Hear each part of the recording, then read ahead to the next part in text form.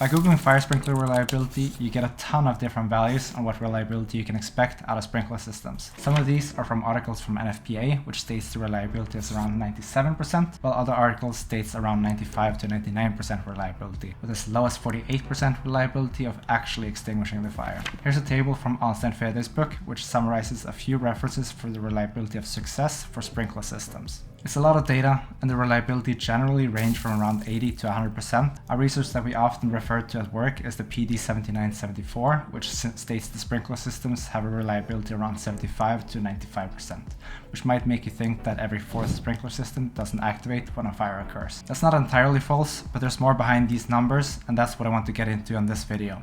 So what even is reliability? According to Arnstein Fedøy in his book Reliability Data on Fire Sprinkler Systems, it's often used inaccurately, but its definition is the ability to function as intended. More precisely, it's the characteristics of the expression of the ability of a component system to perform an intended function.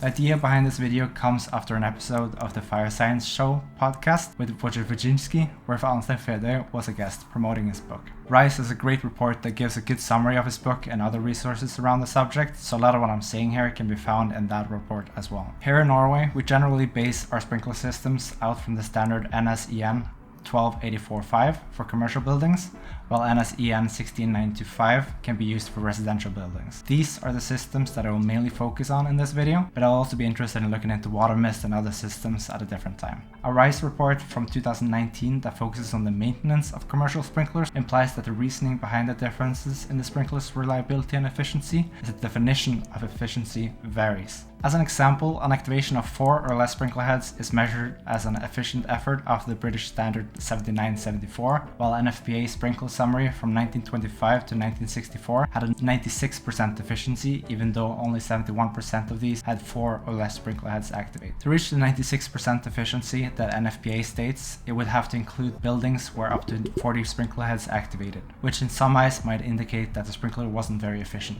This shows that the number of sprinkler heads activating are not always the best criteria for measuring the sprinkler's efficiency. Some fires are also excluded from the statistics as they're too small, and the fact that sprinkler heads did not activate is deemed not relevant. It's rarely stated what too small of a fire actually means, so the statistics might also result in some irregularities due to underreporting of failed sprinkler activations in smaller fires. In Sweden, they looked at all the fires that occurred in sprinkler buildings and got an efficiency of about 69% in a 1-year period. By excluding the cases where the fire wasn't great enough to activate the systems, the efficiency was measured to be 92%. In a different Swedish report from 2017, they also excluded the cases where the fire was put out by personnel, the quality of the sprinkler system, and the cases where the fire mainly only produced smoke. This resulted in the sprinkler system having a reliability of more than 99% between 2004 and 2015. During this period, it's unknown if the fires that was manually extinguished should have activated the sprinkler heads or not, so out of the 2,688 times that the sprinklers didn't activate, it's unknown if this was due to the sprinkler systems failing or it being manually extinguished. In NFPA's report from 2017, they present sprinkler statistics from USA in the period of 2010 to 2014 that splits the reliability into 2 different categories: operational reliability, which tells if the sprinkler is activated or not, and performance reliability, which tells something about if the sprinkler system helped to reduce the fire or not.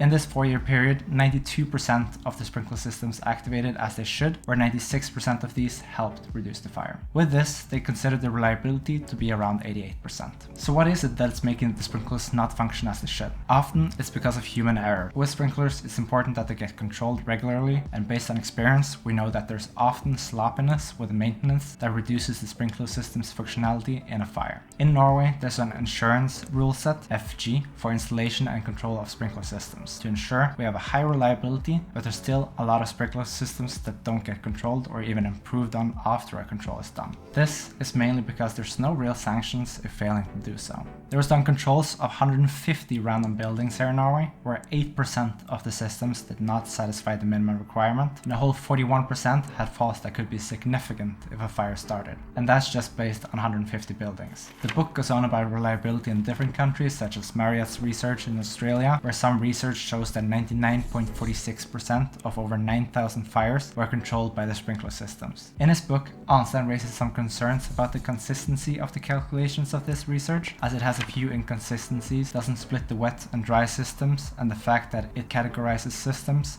where 113 sprinkler heads activated under fires controlled. Either way, Arnstein's book goes quite into detail on each one of his resources, listing the reliability and unreliability of each one of the tons of tables that could really drag out this video if I tried to even talk about them. Automated extinguishing systems are built completely different to accompany different needs. For residential systems, it's to prevent flashover and to improve the available egress time, while for bigger storage facilities, it might be to prevent the fire from spreading to more stock. There's clearly a lack of knowledge in extinguishing systems and their use. There's different types of sprinkler systems for different types of buildings, and a lot of the reports are failing to differentiate between these. About 29% of the references in the reports used to write the book on sprinkler reliability was non-existent or even incorrect, which means that not all data about reliability is reliable in itself. Sprinkler systems has been around since 1886, so around 136 years now, so it's quite weird how little data we actually got to go around. But Arnstein suggests that this might mainly be because of the fact that sprinkler systems work quite well as intended, and they need to do research and gather data to differentiate the accuracy of the system by a few mil might just not be worth anyone's time. Since today's standards for manually controlling the sprinkler systems give such margins of error, RISE stated that it would be a good idea to do this process automatically. But doing this requires all systems to be controlled digitally and alert the owner if something's wrong with the system.